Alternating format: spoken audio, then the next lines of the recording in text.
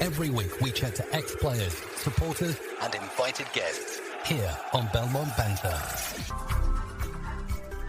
Welcome to the official podcast of Whitstable Town F.C, whose main club sponsor is Fibertech UK Limited.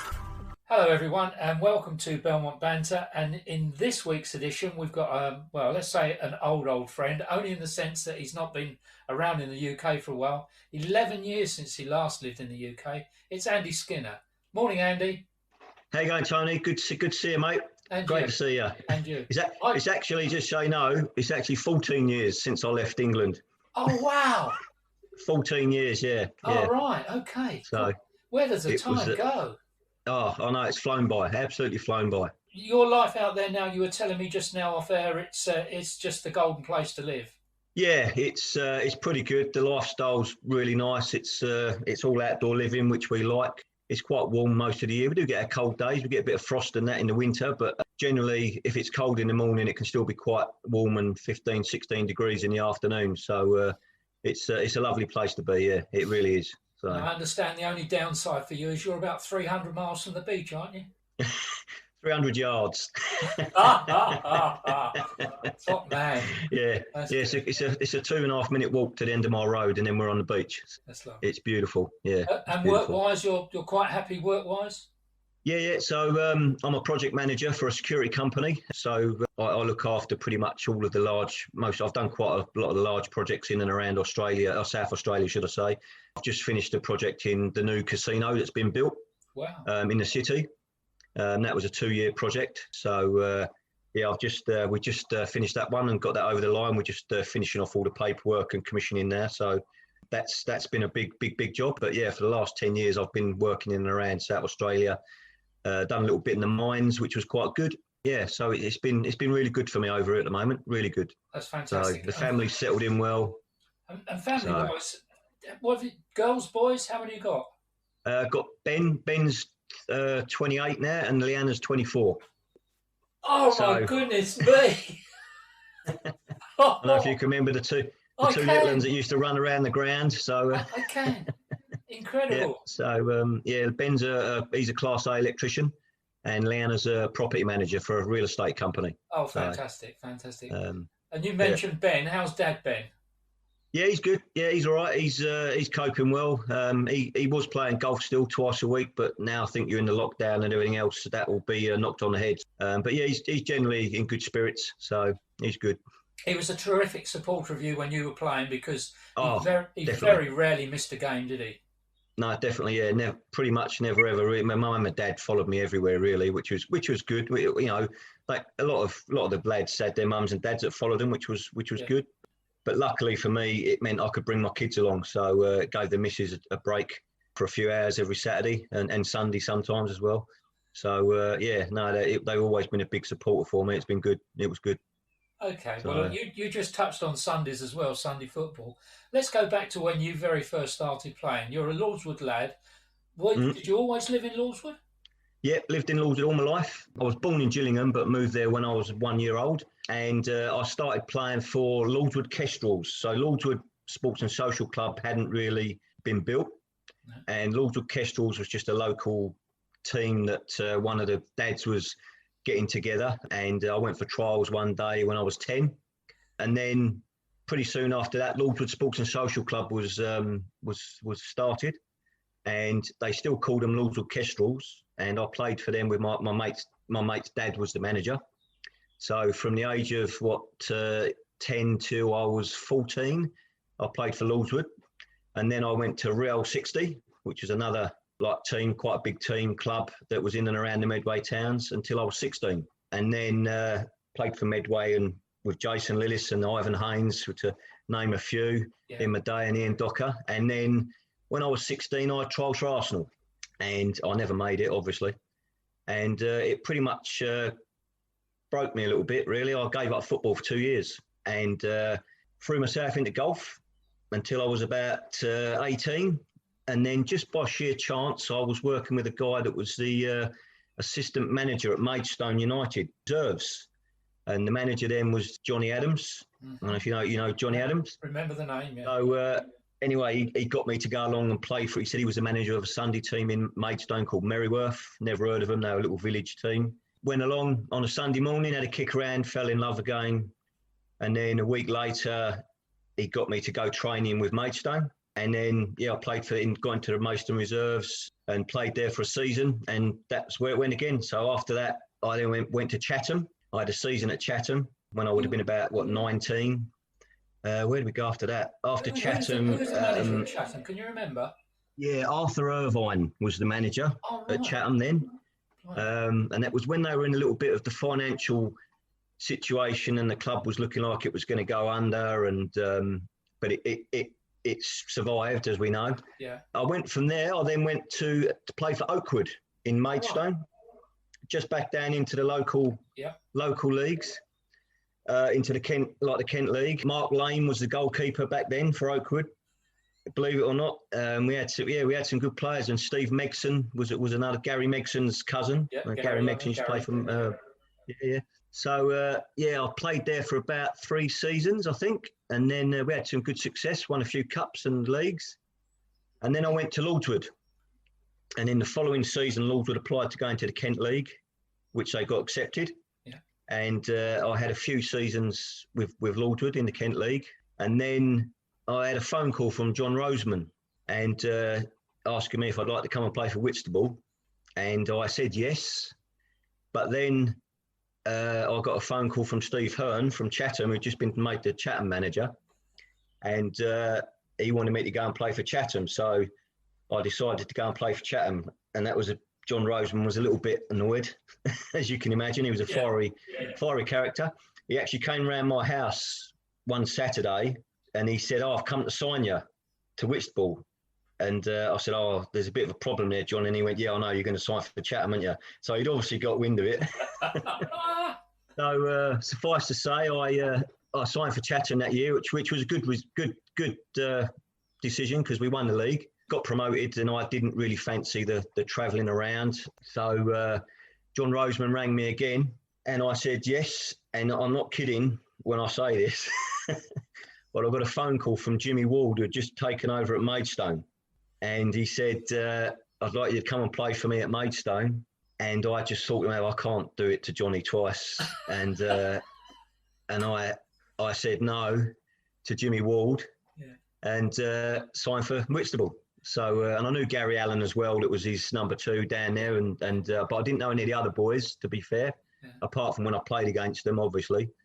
And then, I signed that season and played there for 2 seasons, I think, two and a bit seasons before I went back to Lordswood and finished my career in England at Lordswood. So, but although I'm a Lordswood boy through and through, and I've played at some good clubs, I'll have to say Whitstable was always my favourite place. And I'm not just saying that because I'm on this chat. The people that run it, Joe, Bruce, unfortunately no longer with us, yourself, Pops, the physio, lovely man, Dave, supporters, Josie. I'm sorry, I can't remember Bruce's wife's name. Connie. Connie. George on the gate. We've just lost George. Yeah. My dad told me that I saw it as well, that we'd lost him, unfortunately. So it was just a great place to come. It was a great club, great ground. I always loved the ground anyway. And they always made me and my kids and my family feel welcome. George was always there to greet you when you turned up, and he always knew not to let the kids out the gate under no circumstances, so I never had to worry about that. So, and I had some great times there at Whitstable. We got in the cup final that year, and so I think Johnny was the manager, and then he left for some reason just before the end of the season, like that first season, I think, and Braggy took over. He did, Jason Bragg took over, and then Johnny got the London boys down, so we had Steve Sodgy, Neville Gordon, Raymond, can't remember his surname, and then like I say, Andy Keir, Ada Burrows. I can't remember Dal, the young lad Dal, the blonde hair. I can't remember his surname. Dal Wickets, that's him, Dal Wickets. So Billy McCarthy, Jason Bragg, obviously. So we had a really good side, really, and I thought we should have done. Maybe if we'd have stayed together a bit longer, we may have done some good things. But I've always got one of my best memories is actually getting the Nigerian World Cup shirt from Steve Sodgy. And I don't know if you remember this, but we were playing Greenwich Borough in the semi-final of the Cup that we got to play Maidstone in the final at Folkestone. Yes. And at the start of the season, Steve Sodgy had turned up training pre-season training with a Nigerian World Cup top. Yeah. And obviously Effie, his brother, played for Nigeria in the World Cup in I think it was South Korea, I think it was. Yes. And I said to Steve, that's a smart shirt. Can you get me one? And he said, yeah, no worries. I'll get you one. It went on all year. I kept saying to him, where's my shirt? Anyway, when we were playing Greenwich Borough in the semi-final, he was getting changed and he always wore it underneath his shirt. And I said to him, Steve, look, when you're going to get me my Nigerian shirt? And he said, if I score today, you can have this shirt, okay? So everybody started laughing because Sodgy hadn't scored all year. So there was no chance of me getting this shirt. Anyway, Steve Sodgy only goes and scores. And as soon as he scored, and I know you know because you gave me all the photographs, and I've still got them. So what happened was he scored and he turned round and I turned round and we run towards each other. And I took my shirt off and he took his shirt off. He threw me the Nigerian shirt, which I put on, and then put my Whitstable shirt back on over the top. And off we went. And I remember all the Greenwich Borough players looking around going, what the hell is going on? and then the following week, you gave me a set of photographs because the person at the match had taken them in stages where he took his shirt off. I took them and I've got them all and until I put them back on again and away we went. So how magic. I don't know if you remember as well, but when we played Maidstone in the final, Effie Sodgy actually came to the game. Yes. And he presented the awards that night because we had our presentation night that same night. Yeah, I do remember him coming down. Yeah, well, Effie presented the awards, like the presentation, and I got him to sign the shirt for me. Oh, fabulous. So I've got it framed with the photographs, so it's got a bit of a story to it. Oh, how lovely. So, yeah, and my other thing I'll always be grateful to Joe and Bruce is that they gave me the FA Cup final tickets when Arsenal played Southampton. Oh. And knowing that I think Joe and Bruce were both Arsenal supporters as well. Mainly Bruce, more than Joe. Mainly Bruce. Yeah, mainly Bruce. They pulled me aside after and said, look, we've got the tickets. Would you like them? So it gave me a chance to take my son Ben to our first ever FA Cup final down at Millennium Stadium, and when we beat Southampton 1-0. So that was something else I'll always be very, very grateful. Oh wow! To Whitstable Town. So it was nice it's good. Great, it's great, absolutely brilliant. Well, you get on well with my son-in-law because he's a fanatical Arsenal supporter. Is he? We're having a bit of a rough time at the moment. Well, yeah, but listen to this: my son supports Tottenham, so you can imagine what it's like when there's a game on in my house. Oh God, it's terrible. And honestly, my son-in-law I say they're about both the same. They're not good losers. So, right. And there's one going yes, and the other one wants to walk outside and throw himself under a bus. Yeah, I'll bet. It's crazy. So so that was it. And I started, as you know, once I think we had another season there under Tomsey, and then it was good. He brought in Mark Seeger, which was good. I was good to play with Mark. And then I went back to Lordswood, where I finished my time in England. Whitstable Town Football Club's main sponsor is Fibertech UK Limited. And then when I came to Australia, I carried on playing for another 2 years. Oh, good. And the first season, well, it's funny because I literally finished pre-season training with Lordswood, so I was pretty fit. Came over here and thought, I'm going to get straight into this, not realising that their seasons around the other way. So their season had finished, and we were just coming into the summer, and so I sort of wasn't going to bother, and then I sort of fell into playing for a team, and I was still pretty fit, really enjoyed it, and the first season I played, we got promoted, and I won South Australian State League Player of the Year. So oh my goodness me! Yeah, it was great. It was brilliant. So it was, and I still had my long throwback. I still had my long throwing back then as well. So that was quality, wasn't it? That used to take some people by surprise. I bet that did. Yeah, you really. Yeah, they'd never seen anything like it. I don't think so. No, it's really good. The only other person that used it as a real weapon like you did was Aaron Lacey at Maidstone. He did. Yeah, it there's as well. actually another one as well. Do you remember Gary Lee? Yes, I do. Well, me and Gary Lee grew up pretty much together through school, and we used to practice our throw-ins outside my house, and we used to throw it, and we had to hit the fence full on before we could move back and move back and move back and move back until we got to the point where we could be the other side of the road and still reach the fence. So we sort of learned. Yeah, we sort of learnt together. So when we were playing through school, he'd take him on one side and I'd take him on the other side. So he was just as long. And like I say, Aaron Lacey as well, young lad that was at Lordswood. He was playing with me at Lordswood as well when he first started playing men's football. So he's a good lad, really good nice lad. So do you know what? Maidstone really used it as a weapon because it must have been drilled into them. Because the minute the ball went out, obviously Aaron was going to get the ball. Whoever was on the side, they'd throw the ball to him. He'd run. Well, you did the same. Run to the sidelines, and the team was on the move straight away. Exactly. Yeah. And it's exactly what we did. What happened when I came to Australia? We had this guy called Sean Smith, who was like a rabbit, grease lightning. Like he was so fast, and he knew that if I got the ball anywhere between our 18-yard box and the halfway line, he just had to run because it was going straight over the top. And the amount of goals that kid used to score just from running on and knocking him in, because once he was so fast, no one could catch him. So, and he was a really good footballer. So, it was pretty good. So, really good. So. Right, just refresh me and say it again. You were the Player of the Year for where? So it was South Australian State League Player of the Year. My goodness me! Yeah. And how many teams would be in that? That's like bigger than the Kent League, isn't it? Yeah, pretty much. Yeah. So basically, what happens is, and it's really good. This is one of the things I was really impressed with over here. The referee chooses a first, second, and a third from the teams that he's refereeing as votes, and then at the end of the year, they all get added up. So the referee is actually the person who chooses the best player, and so you get 3 for first, 2 for second, 1 for third. That's good. And then they have this big awards night in the town hall in the city where all of the teams come, and it's like the Oscars. There's like tables of 8, and all of the players who have been. And I didn't know nothing about this, and as blasé as it seems, the boys would say to me at training, "Oh, I saw they reading the page. Oh, I saw you got best on ground again at the weekend." And I go, "What does that mean?" And they go, "Oh, the referee." I said, "Oh, that's pretty good."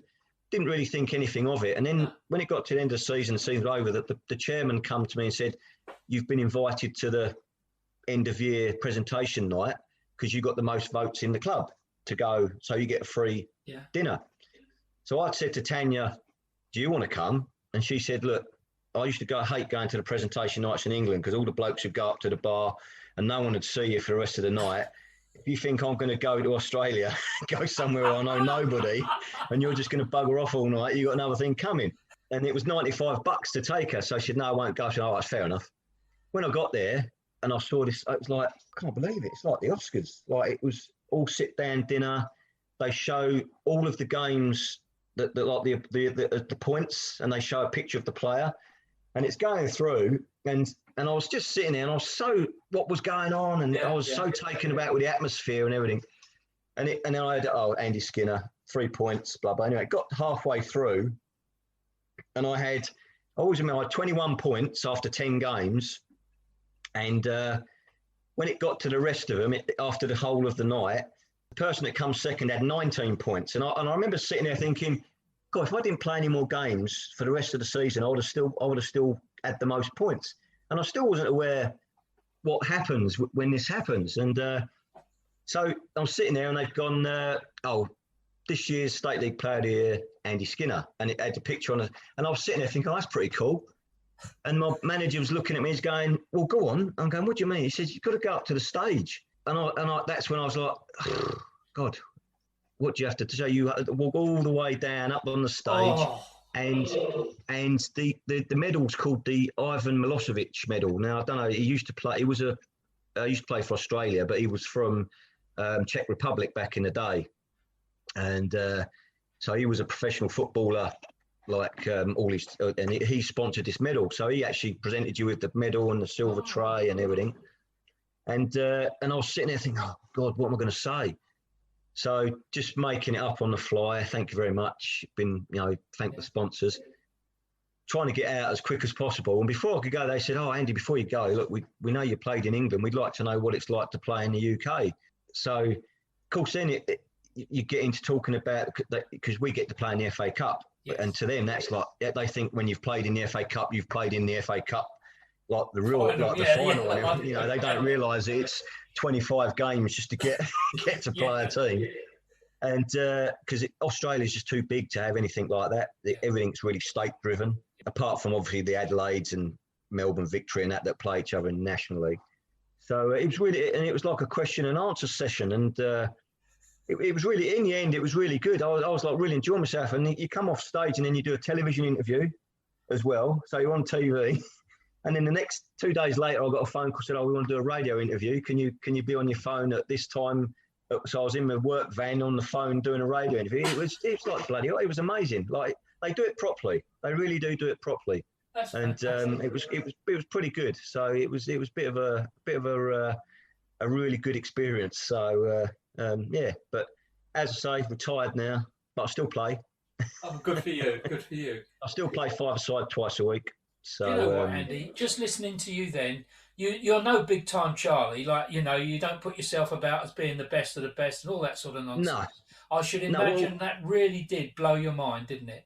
One of the things that I never chased the money in the UK ever. I never went to play for teams for money. I always played for teams because the club or the players that were there, I wanted to play with.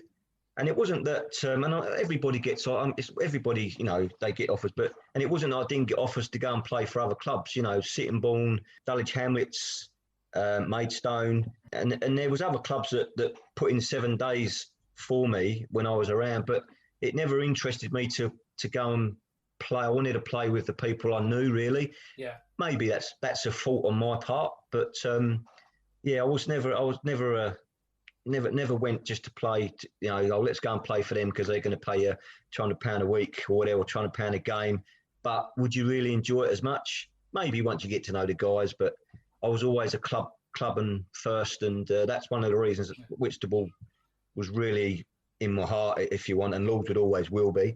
Yeah. But Whitstable just made you feel so welcome, and the people there were just amazing, and the players as well. Ada Burrows and Andy Keir and that. They were just, and even the London boys, as we call them, and even when Mo Caddy came down, I thought that guy was a psychopath. But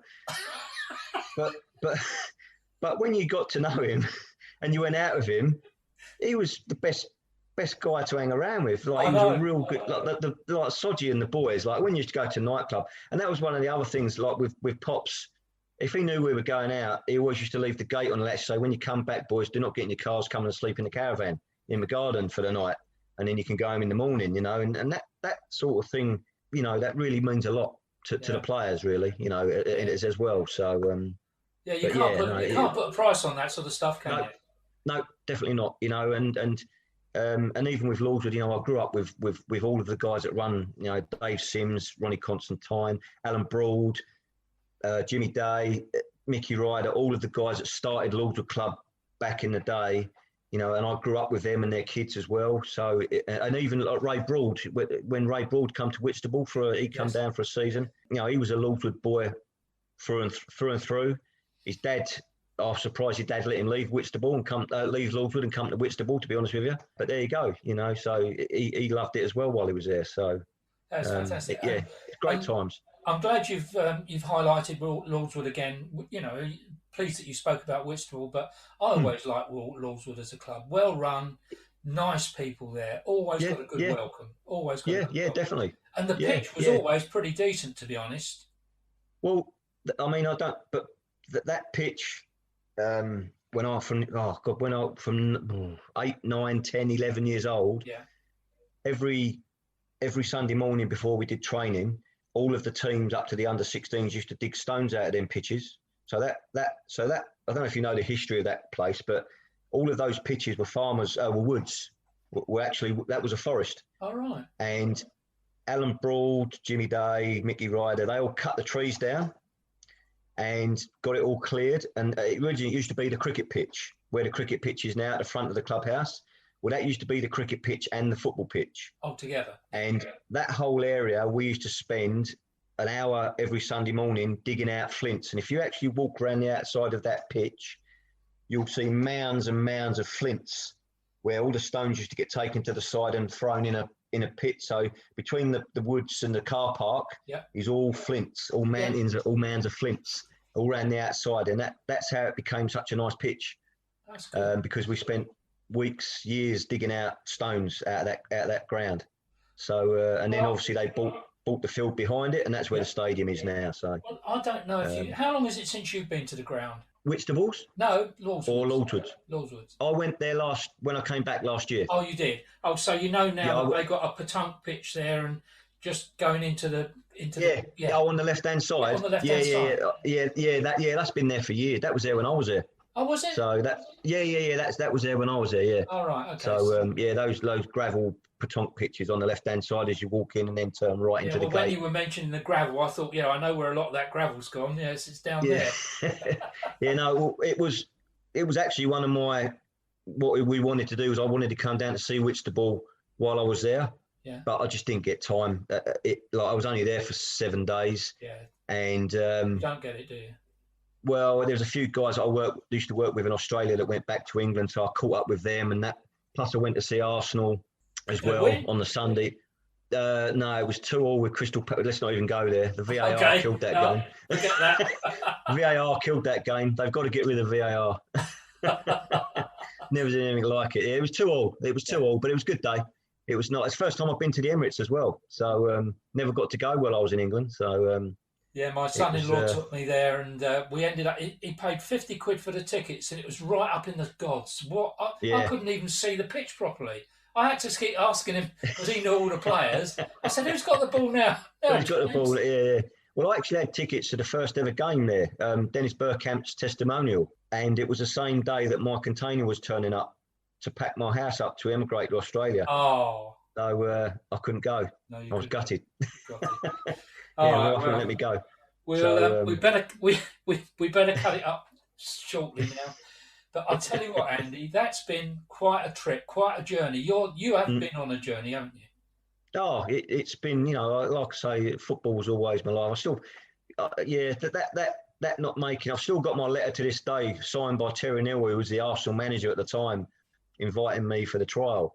Yeah. So after that, not making it, I think if I had my time again, I would do things a bit different. I wouldn't have just stopped. I would have gone back to Gillingham and probably tried my chances there, because Jason Lillis, Ivan Haynes, Ian Docker and Roy Howells all went and made it. And me and Gary Lee were the only ones who didn't. I didn't, because I knew I was going to Arsenal. Didn't even think I weren't going to get in. How stupid am I? And Gary Lee wasn't even bothered. And I would say that Gary Lee was probably the best player out of all of us. Back in the day. It's weird. And he was, he was probably the best player I always thought out of us. But would I do it something? Maybe do it different. Like, I think I was maybe with a bit more commitment and a bit more confidence would have been more. I was a bit lacking in confidence when I was a bit younger.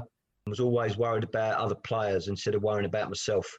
And how good they were. So maybe if I had a chance again, I'd do things maybe a bit different.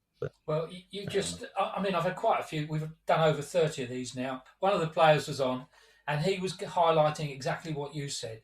And he said, "I wish I could tell my 15-year-old self what I know now." And he said, "And I'd have done things so differently." But it's experience, isn't it? Yeah, of course it is. Hindsight is the best thing, isn't it? It is. I try telling my son now, my daughter, things, and they just tell me to get where to go. What do you know? So and I can hear myself, them in me, like I was telling my dad. My dad would tell me something, I go, what do you know? It's like, and I'm going through it myself. So we'll go through it. Yeah, we do. Well, next time you get on the phone, remember me to Dad, because I've already told him that we were going to do this. So when the link comes out to the podcast, I'll forward it to my dad, because he'll love 2 or 3 weeks before it comes out. But once it does, I'll send it to you straight away. No worries. All right. Okay, we better wrap it up there, Tony. Really, really good. Enjoyed it. Thank you very much, Tony. It's been an absolute pleasure to talk to you and see you again. You haven't changed a bit, mate. You look exactly the same. Where's the hair gone? Where's the hair gone? You're the one who hasn't changed. Well, do you know what? Give it 4 months ago, I lost my hair. I had an allergic reaction to a flu jab. Wow. And my hair fell out in clumps. I had to shave it because I looked like I had something wrong with me. And it's grown back now, but it came back grey to start with, and it's grown back into the original colour. So it was a bit worrying. I can tell. It was a bit scary. Yeah. So I look like you. You rotter. All right. Well, thanks, Andy. We better wrap it up there. So, well, it was one of the games. So we were playing a team called Comets, who were basically, it was either us or them that were going to win the league, and they played it. It's called the Santos Stadium. It's a beautiful, perfect pitch. It's got a running stadium around the outside of it. Anyway, the game was being recorded, and it got to about 25 minutes from the end, and we were 2-0 up.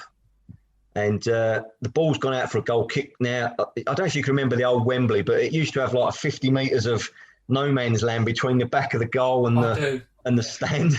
So it was very similar.